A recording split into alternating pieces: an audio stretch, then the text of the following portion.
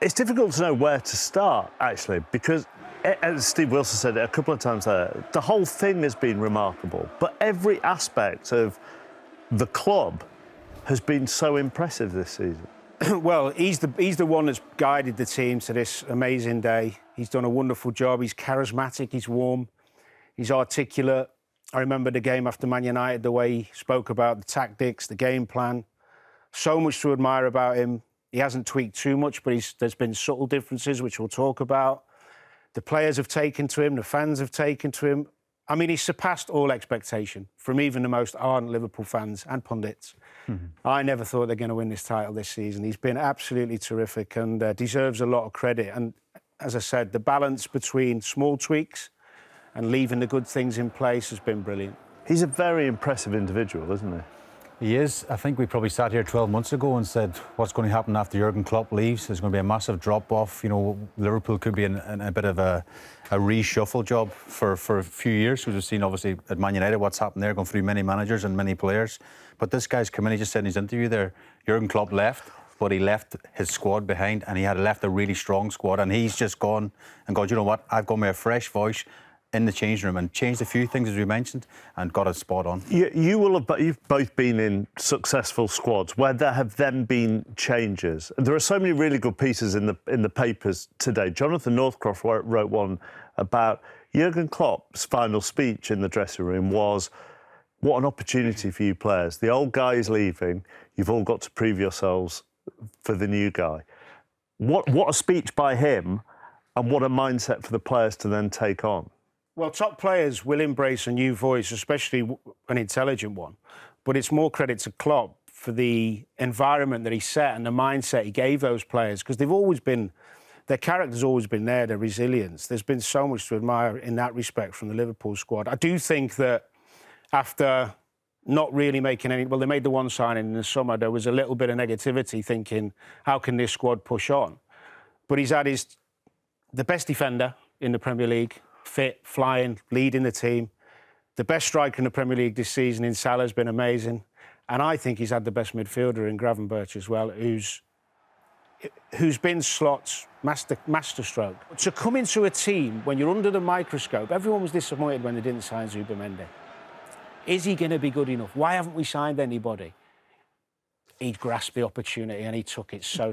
I think he's been brilliant. That also goes back to Slot's preparation before taking over, which was plenty of conversations with Klopp, which they've continued to have, but also Slot not only watching Liverpool games, but having the ability to watch footage of Liverpool training sessions so that he can then see dynamics, what he might do with certain players. That all comes down to his preparation. Yeah, preparation's key. I think he was preparing long before he arrived at Liverpool. He really was. And of course, Jurgen Klopp gave him everything he had to pass on. He had experienced players. I mean, let's not forget we had the 3 players out of contract end of the season as well. Yeah. He managed that all season as well. I know 2 of them signed. Trent might leave, but that was a problem as well. Well, it didn't seem a problem. He managed to manage that. And I think the personalities within the change of Andy Robertson, Van Dijk, the likes, there's lots of leaders there. Mo Salah, there's leaders within that, and I think he lent heavy on them as well in his first season. But this spine is crucial, isn't it? I mean, he left out the goalkeepers there, I might add. Right. He went only because I knew you were coming to them. Okay, I wanted to give you a bit of... I hear you. Well, go on then, do the goalkeeper. No, I think any Premier League team that wins the Premier League, you need to have a top goalkeeper, the spine of the team, but it starts with the goalkeeper. And I think Liverpool have had 2 top goalkeepers this year. Just a quick one as well, a couple of other things he's done, I think, which have been key. The Trent Alexander position, where he was so central midfield, much more under Klopp. He's played more as a fullback. He's had more of a balanced shape. And I think, obviously, we've talked before about the more measured approach at times, more possession, managing games, winning games when they don't play, so it's not been as chaotic. They do still have that dynamism, but there's a couple of other small tweaks that he's done. Just one more on Alisson, and you may have said this to me on the radio, or it may have been Rob Green who said it to me on the radio, I can't remember it, but for all the shot stopping and everything, the key to his brilliance is his footwork. Is that right? Well, even that save he tipped onto the bar, that's all about footwork. But the biggest and the best thing, a compliment I could give him as well, is his calmness. So when they step across that white line, they know they've got Alisson or Keller behind them, and they both bring a calmness to the team. We've seen other goalkeepers even today, watching the games today, there's a bit panic stations when they don't know what the keeper's going to do. When you're playing behind Alisson, he brings that confidence through the team. He does. And then in front of him, and you mentioned they tend to have the best player in the league in every position. but the Van Dijk-Konate partnership has flourished. Yeah, well, I think no doubt Konate's had his best season in Liverpool's shirt, and that's partly because he's next to Van Dijk, but I think more to do with the manager giving him the confidence to play him week in, week out. Last season, he was in and out a little bit. There was times where Klopp picked Kwanzaa ahead of him, even Gomez at times. And maybe he was losing a little bit of confidence in the fact, you have a bad half hour or a bad game, I'm going to get left out. I mean, you mentioned earlier the first game of the season, he didn't start. And at half-time, Delap had been causing Kwanzaa a few problems, and he put Konate right on, did a great job, and left him in. And his confidence grew. But that partnership with those two is now being talked about. A lot of talk, Gabriel and Saliba, for a couple of seasons now. These two have matched them this season. These two have matched them. And look at the numbers when they play together compared to when they don't. I mean, it really is stark. The only thing, we don't want to be in the same position next summer. Konate's only got a year left, so that needs sorting out. Yeah, but then one of the knock-on effects for Konate, I mean, look, you have no idea who may be interested in him or what a certain player wants. But once Konate knows that Van Dijk has signed for another 2 years and knows where that future of that defensive partnership is, that's a bigger sell to get him to sign, isn't it? But again, it's the powers that be have to make a decision. I would say this summer on Konate, because he has had a brilliant season. You're going to get maximum money for him now. You can't let him run down and go on a free transfer. He's still relatively young. And on the back of a brilliant season, you'd have to tie him down. And Van Dijk as well, you'd imagine he'll be in his ear as well. This could be the start of something major at the club. And the other player that they've tied down is Mo Salah, who, as Steve said, is likely to win Golden Boot and Player of the Year. Well, I think his form this season has surprised a few people, not because they didn't expect him to score goals, but his assist levels have gone through the roof. His fitness looks incredible compared to maybe the season before. He looks happier, I think. I don't know if you agree with that, but when I watch him play, he seems to be smiling a hell of a lot more. Is his role ever so slightly different, say, because someone like Szoboszlai has gone a bit further forward as a midfielder? Or is his role not far off identical to what it was under Klopp for you? Well, the biggest difference, I saw a little interview he did where he talked about, he kind of said it jokingly, but he said, Slot doesn't want me to defend as much. And I think any forward player likes to hear that, maybe because of the legs of Szoboszlai, maybe because of Gravenberch. They've got such good legs in the team.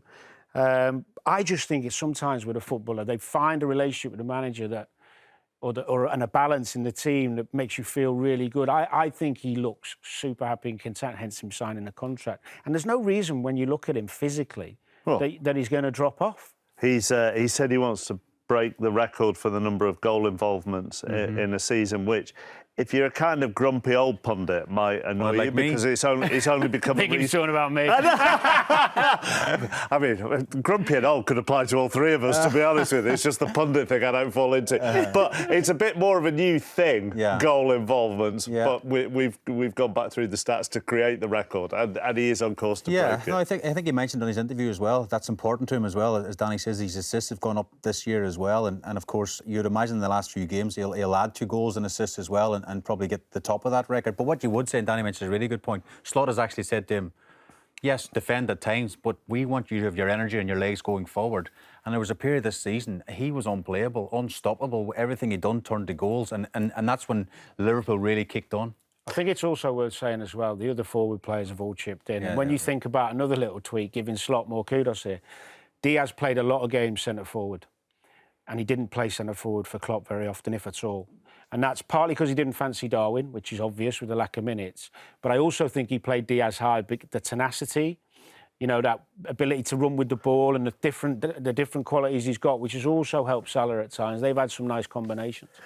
It doesn't happen very often, does it, this? But you also have to say, for everybody involved in the running of the club, fair play. Because they identified the right man, they've stayed calm over contract negotiations, and everything has been incredibly smooth. It feels that way, doesn't it? Feels like they're in really good hands. Recruitment's good. They've now got a super amount of money to spend this summer. I also was amazed they didn't get someone in January just to reinforce, but they didn't feel the need to. It feels like all the decisions they're making, they're getting right.